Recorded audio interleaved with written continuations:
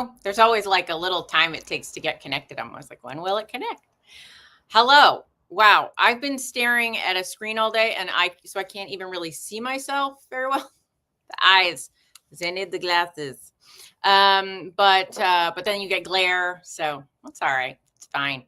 I'm here on my Tuesday Night Live. My hair looks more asymmetrical than it actually is. It's just a little French bob I did. A little update. Anyway, I'm here on a very hot day here in the Bay Area. It's going to cool off again tomorrow, but a little spring warmth, which is not unwanted. I'm always happy when there's a little bit of sun, but I'm happy to be here with all y'all in my Tuesday night glory. And so what are we going to talk about tonight? That is a fabulous question that no one asked me, but I asked myself, which is I'm here for your questions when they come in, if you're ready to spring a question upon me. But I also can talk about various things. So one of the things that some of you might want to know about is I was just thinking I was writing, some updates on some things and talking to Eric, the boyfriend, about the updates and looking at, do people know various things about themselves and how they're connected? And, it's really, wow, this is very disjointed in this moment. It's really, important, I think, to know, like, for me to remember the things that I think everyone knows, right? Like, I've been in this game a long time at this point in terms of talking about keto and low carb and labs and health and metabolic health and, those kinds of things. And talking with Eric, when I say, well, this, that, and the other thing, he's like, I don't know that. How do you know that? And I was like, well, I know that because I studied that. And I was like, oh yeah, I kind of like get into cycles of assuming other people know all the things. And so that's why I keep coming on the lives to talk about whatever it is that people have questions about or want to know more about. And yeah, so that's why I'm here. I just realized looking over that I did not have my electrolytes today. And so I'm going to put that out so that I make sure that I have them. They do make me feel better. So I'm going to have that with my dinner. Anyway, if anyone wants to share a thing they've been thinking about, what they've been considering lately,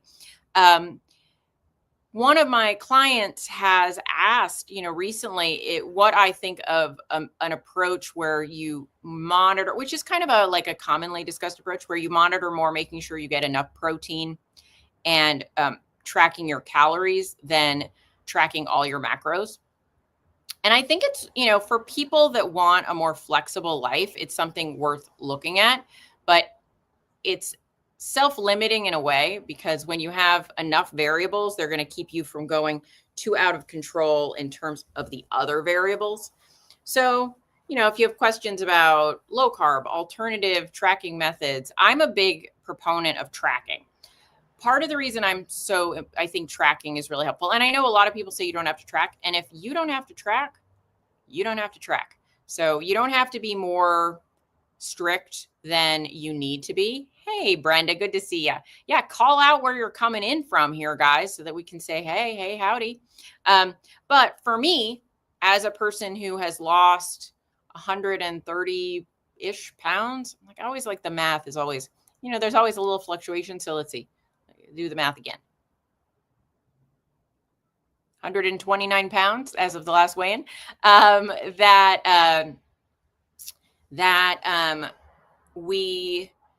For me to have seen the kind of success that I've seen, tracking has been one of the most valuable players. So, we can talk theoretically. Does everyone need to track? No. Do I need to track? Yes. Do you need to track? I have no idea because I don't know who you is until you tell me. But for me, the choices that tracking helps me stay on kind of the straight and narrow. Now, other people employ other strategies. I'm not saying that strategy is better than all other strategies. A lot of people who go carnivore, they don't necessarily need to track because they self-limit food so much that, like types of foods, that the other things tend to fall into place. But for me, just following sort of an intuitive eating strategy is always a disaster. That's the word I was looking for, disaster. So even if I am highly limited in my foods, it's just a more pleasurable life for me to track my food than to be as limited as some people. But then other people, they get a lot of freedom from those kinds of limits. So, I think it's very like it's kind of a cross section of personality, goals, body type, metabolic health, right?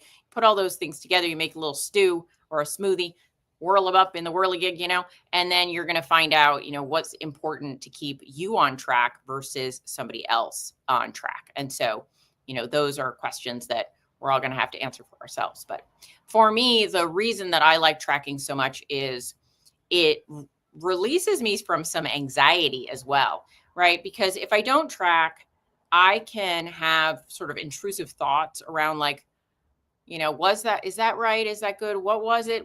And I feel a little lost in my macros. And I feel like if I was like, hey, at the end of the month, are you going to seek success or failure in terms of a goal of weight loss, say?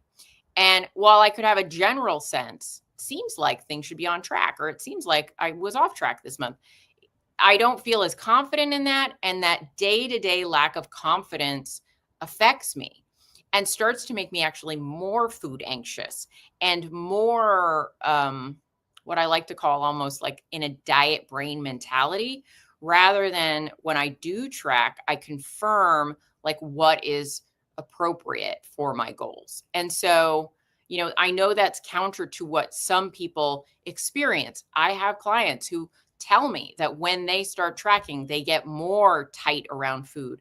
They get more restrictive. They get more anxious. And that sort of diet mentality is stronger for them. The feelings of judgment, the feelings of I'm doing it wrong get more intense. But for me, it's the exact opposite. And for, a lot of people. And then for some people, they think they're type A, but they're actually type B. Like they're more like me, but they think they're like the other people, because what they're actually feeling that anxiety about is not the tracking, but it's that they don't really want to stop eating the things they don't want to put in their tracker, right? Because that's one of the things. Sometimes people are like, well, it's going to make me anxious if I have to put the Klondike bar in my tracker, so I'd rather not track. And for me, it's like, no, that tracker keeps me honest about the Klondike bar. And so, it's just about embracing what works for you. And I think it's really important to, give yourself some chances to evaluate what really works for you and to question, right? Because I've gone through periods where I'm like, okay, I'm not going to track for a while. I'm going to see what happens, see how it affects me, see how I feel and think. And for somebody who's like, I don't really like tracking, unless it causes a huge problem, to track and say, well, let me see how this affects me, makes me feel. And are there things I can learn from this and push through and learn about? All that's going to matter in terms of tracking. So anyway, I'm here for your questions if you have any. I don't know if we have a problem with the questions. They're not really coming in today. It just might be that you guys are quiet, very quiet out there. Anyway, so what else is going on? I am toasty. Sorry. I need the fan. And I also am like down, I can't see myself. I'm going to have to put these glasses back on. Okay. There we go. All right. I'll keep them low so you guys don't have the glare as much. If I go up here, they're a little glaring. Because if I don't have a light on my face, you guys can't. I look very shadowy. Anyway, now let me explain some more things that don't need explanation. There you go. So I am planning a trip to Italy in a few weeks. So that is going to be fun. Of course, I'm obsessed with like, what will I be wearing while I'm there? Gotta pre-plan the packing, of course. But I'm not really worried about what I'll be eating there. Because I will be there a week. I am not planning on going hog wild on the pastries or the pasta. I know people, when they hear Italy, they think pasta, right? Not that they don't enjoy pizza and pasta in Italy, but it's really not as much of the menu as you think it is. So American Italian is a lot of pasta.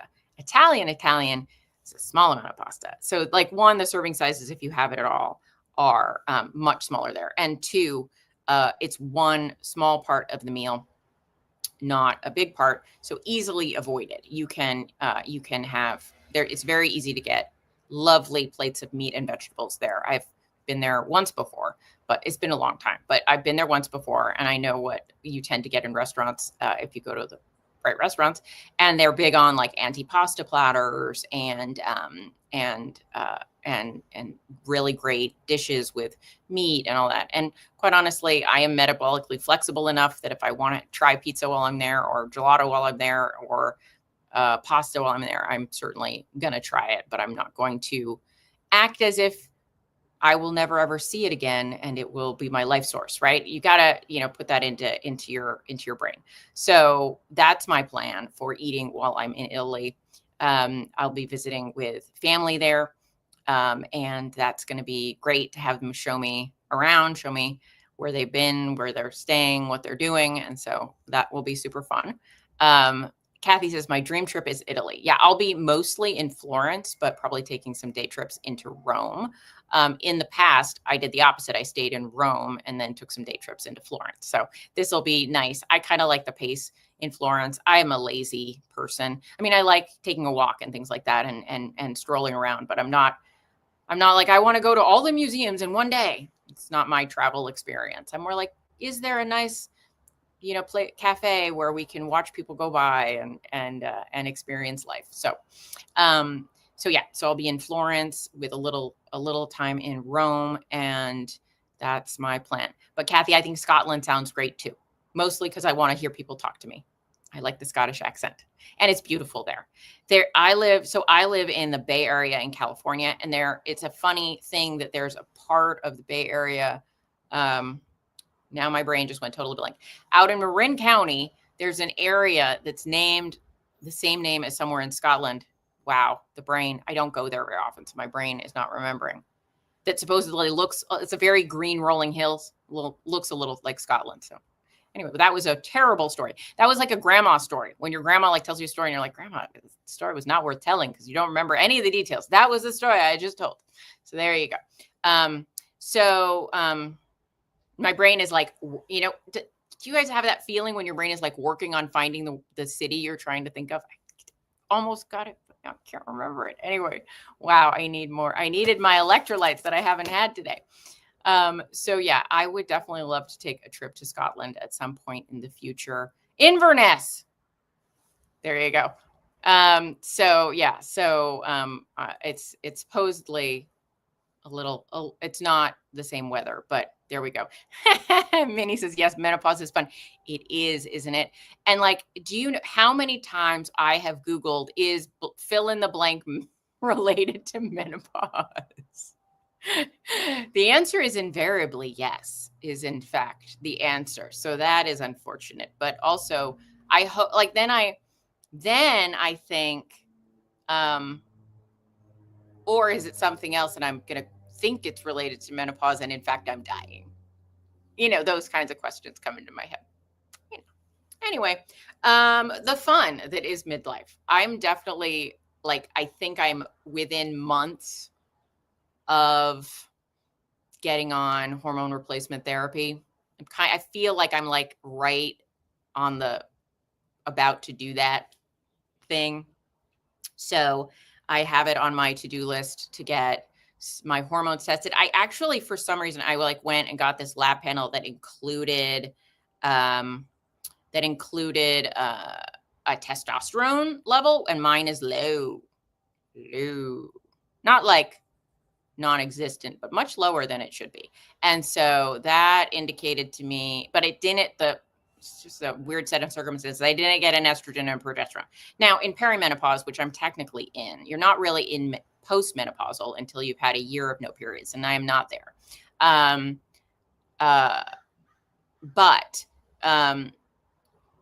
So estrogen, see, look at me. I'm like, what was I saying? Estrogen and progesterone are, not always reliable in terms of, are you in perimenopause? Are you close to menopause? Because they can fluctuate. So 1 month versus the next month, you might look totally normal 1 month, you might look crazy the next month. So symptomology, like tracking your symptoms and issues, is more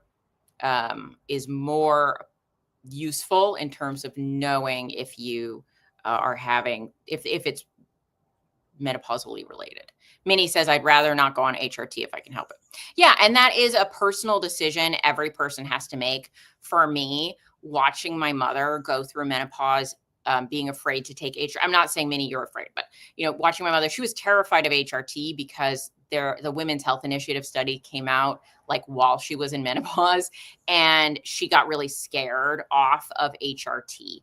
And seeing now in her 80s how much she is suffering, how much she suffered in menopause, and then how much she is now suffering from the health effects of the severity of the issues she dealt with through her loss of estrogen and hormones. Like her spine is collapsing and her hip is falling apart. So pretty severe osteoporosis. Now, that's not just lack of estrogen.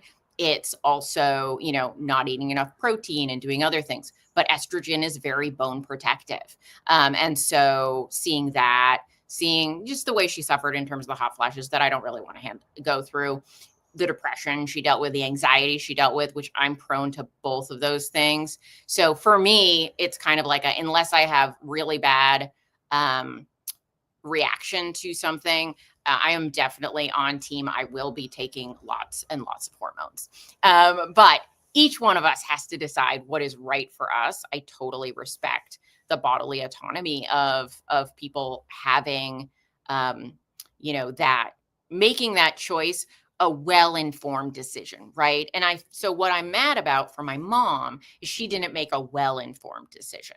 But everyone out there who knows all the facts, knows the risks, knows the benefits, you are the best judge of what you want for your body. So I totally support people saying, I don't want that. I would like to address those concerns another way, or I don't really have those concerns. And so, we are all unique.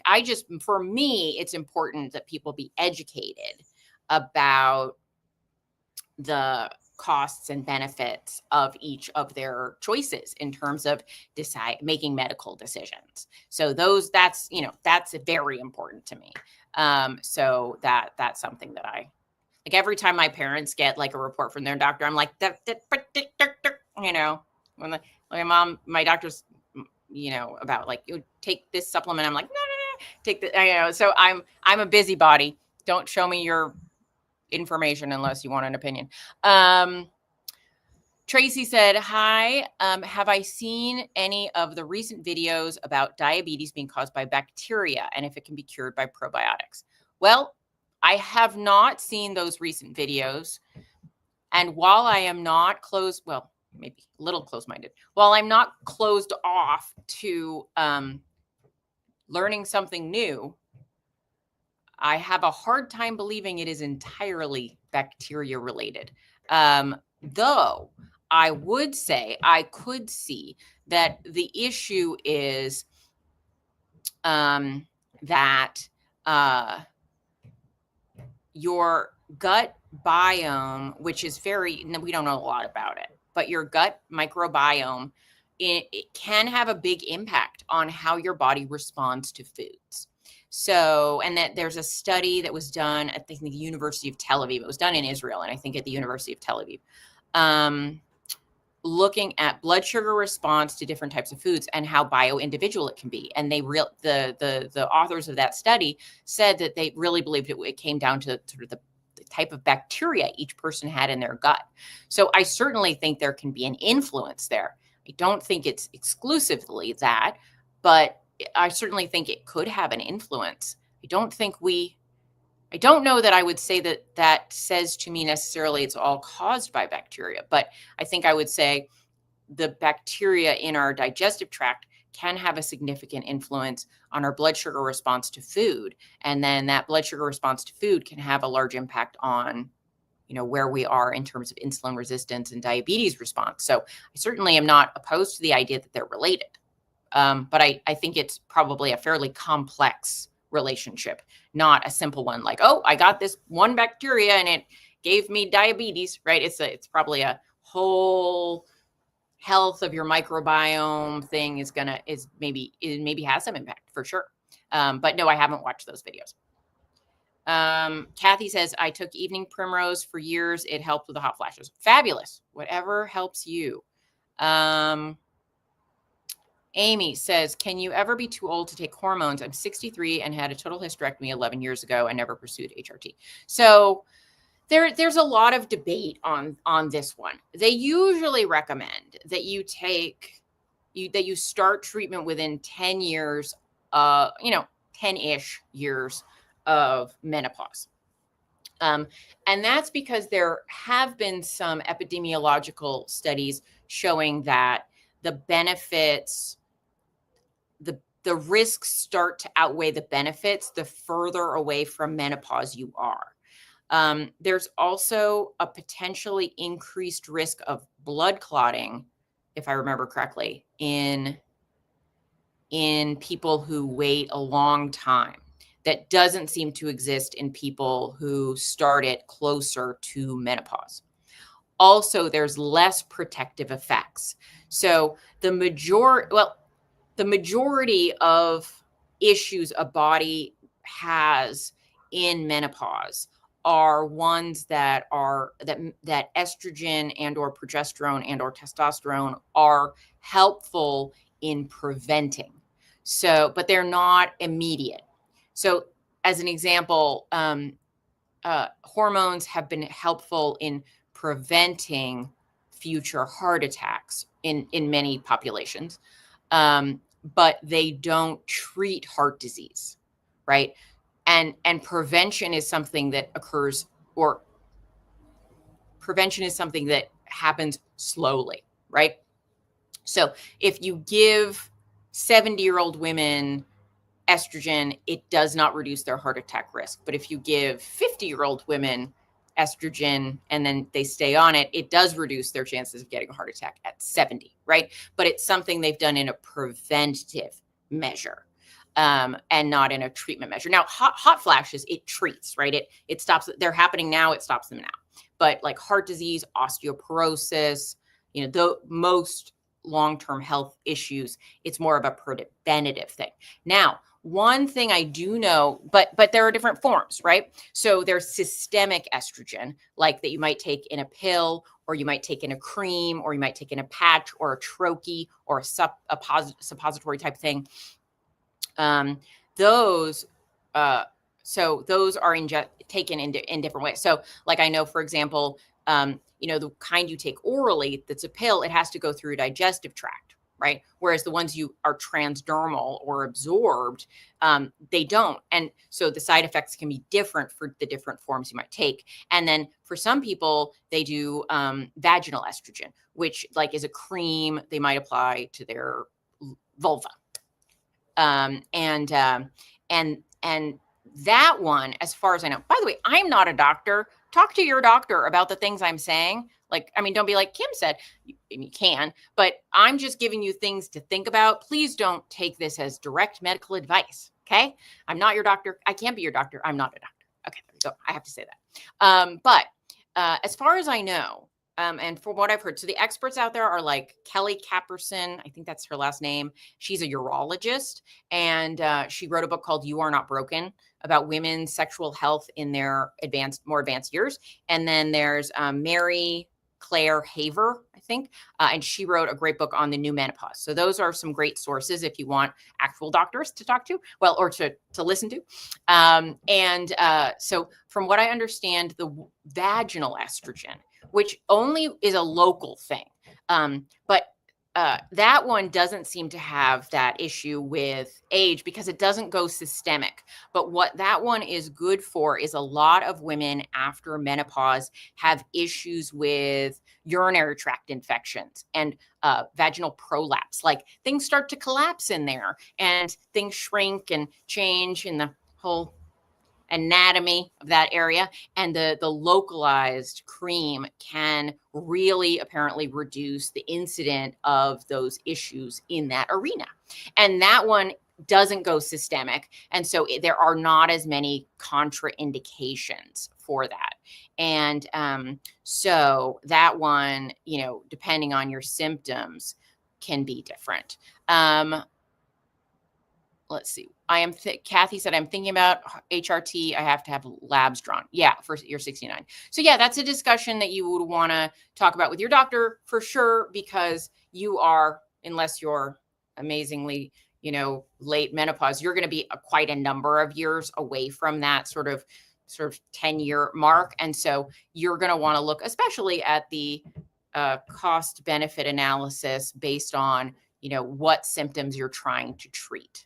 And what, future you're trying to prevent. So that is something. But I do recommend anyone that's postmenopausal that hasn't yet had a DEXA scan, which it stands for something, dual X-ray something tree, that I can never say. It's basically a DEXA scan. It's either going to be written DEXA or DXA, which is basically a full body scan.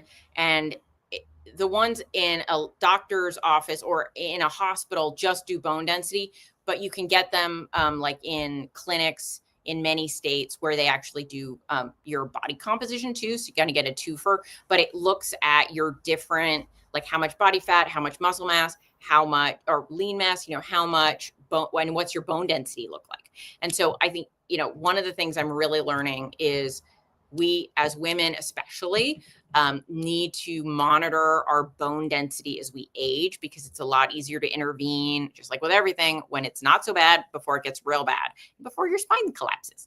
And so it's important to, if you're postmenopausal and you've never had a DEXA scan, or if you have one and you're not on hormones especially, keep track of that, because that's going to be important for your happiness as an old person. All right. So, okay, that might be our questions for today. I don't know. We'll see. But yeah, I definitely think that, we each have to make our own decisions in this period of life. But I certainly think I will be talking more about menopause and documenting more about menopause, menopausal weight loss, weight gain, body composition changes, body fat distribution, hormones, all that. I definitely think I'm definitely entering into that period. So we'll probably be talking more about it. And apparently I can say things like vulva on, the internet. And unless YouTube has already shut me down, I can say it with a straight face. So why not? All right. So if I haven't lost everyone by now,